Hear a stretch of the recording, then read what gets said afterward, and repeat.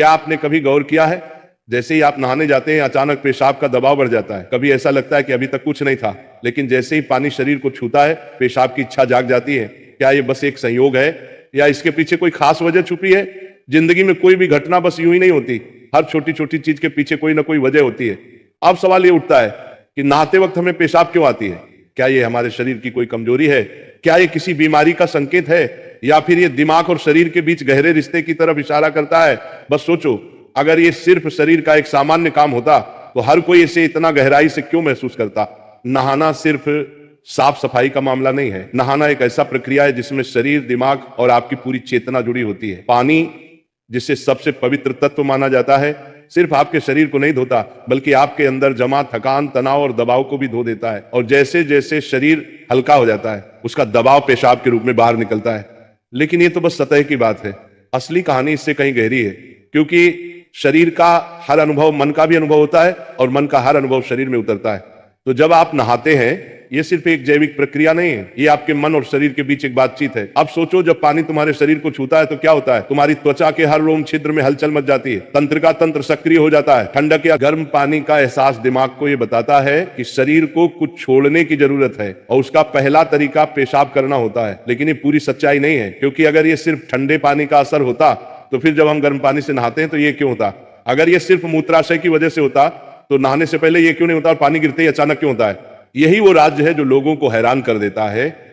जैसे ही आप नहाना शुरू करते हैं, शरीर आराम की स्थिति में चला जाता है, और जैसे ही शरीर आराम करता है, सबसे पहले वो दबाव को रिलीज कर देता है। ये दबाव कभी पेशाब के रूप में दिखता है, कभी गहरी सांसों में, और कभी थकान के एहसास में। इंसान तब तक दबाव में रहता है जब तक वो खुद को छोड़ना नहीं सीखता। नहाना, पानी में डूबना, ये सब काम इसलिए अच्छे लगते हैं क्योंकि ये आपके अंदर के बोझ को हटा देते हैं। बस याद करो कि कभी गर्मी में जब तुम ठंडे पानी से नहाने बैठते हो तो पहला छींटा ही पूरा शरीर एक झटका महसूस करता है। उस झटके में शरीर कुछ देर के लिए नियंत्रण खो बैठता है, और नियंत्रण खोने से इच्छा पैदा होती है। अब आप सोचेंगे कि क्या ये हर किसी के साथ होता है? हाँ, लगभग हर किसी ने कभी ना कभी इसे महसूस किया होता है।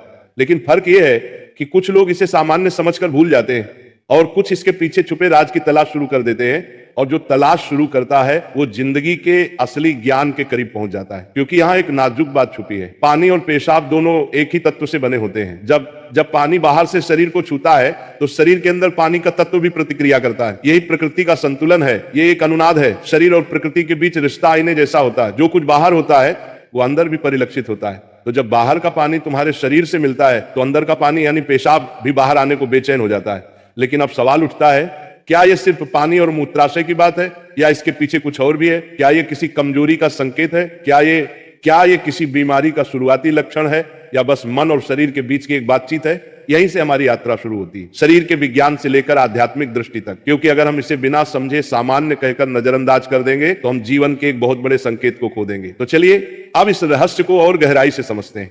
हर बार जब तुम कुछ छोड़ते हो, कुछ रिहा करते हो, तो वो तुम्हारे बोझ से आजादी देता है। लेकिन ध्यान रखना, ये सफर आसान नहीं होगा, क्योंकि जो दिखता है वो सच नहीं होता, और जो नहीं दिखता वो गहरा सच होता है।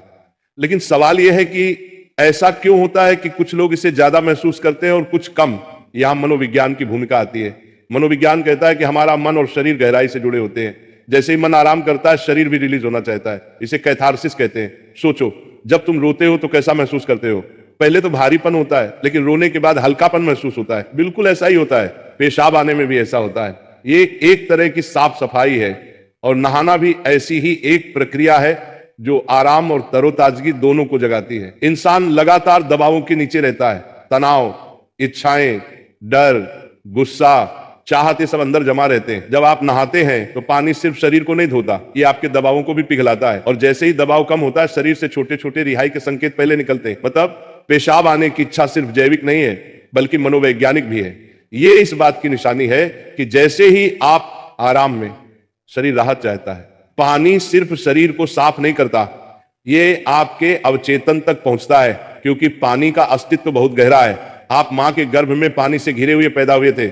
आपके पहले अनुभव पानी से जुड़े होते हैं। इसलिए जब भी पानी आपको छूता है, आपका अवचेतन सक्रिय हो जाता है। इसीलिए नहाना इतना सुखद लगता है। इसीलिए पानी में डूबना, किसी झील या समुद्र के किनारे बैठना इतना आरामदायक होता है। और इसीलिए जब भी शरीर पानी से टच करता है तो वह तुरंत राहत चाहता है, क्योंकि ये उसकी सबसे पहली अनुभूति होती है। हर बार जब पानी तुम्हें छूता है तो गर्भाशय का अनुभव वापस आ जाता है। गर्भ में तुम पूरी तरह आराम में थे, कोई तनाव नहीं, कोई दबाव नहीं। पानी का माहौल और राहत पाने का एहसास ही वजह है कि नहाते वक्त पेशाब आना स्वाभाविक होता है। लेकिन अब एक सवाल बचता है, क्या नहाते वक्त पेशाब आने की इच्छा सिर्फ एक सामान्य रिफ्लेक्स है या ये किसी बीमारी का संकेत भी हो सकता है?